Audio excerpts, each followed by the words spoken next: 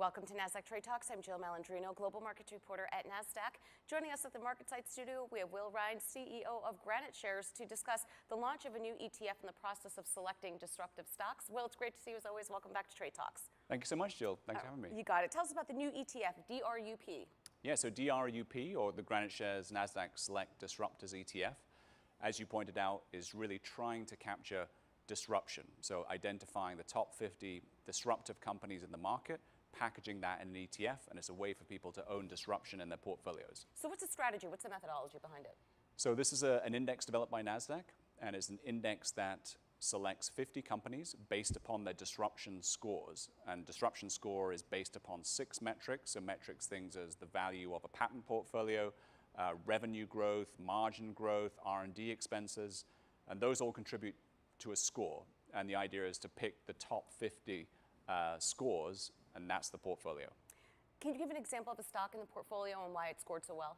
So the stock at the moment, which is the top holding in the portfolio, is Microsoft. Mm-hmm. Probably a number of things we could say about Microsoft, but it's been a company that's been around for almost 50 years, obviously incredible leader in the tech space. But I think in terms of interesting things from a disruption perspective, it's a company that keeps reinventing. And so AI obviously has been probably the theme of this year. And Microsoft's CFO is on record saying that they think that the AI business will be the first business they have to get to 10 billion in revenue.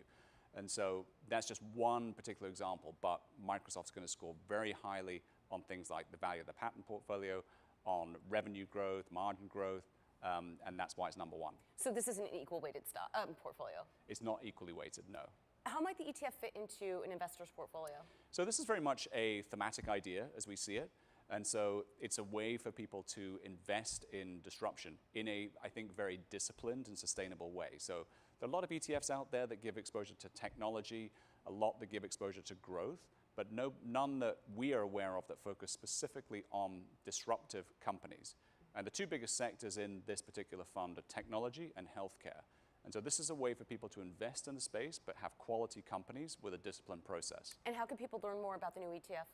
Best way to go to GraniteShares.com, our website, and people can find out more. Obviously, contact us directly.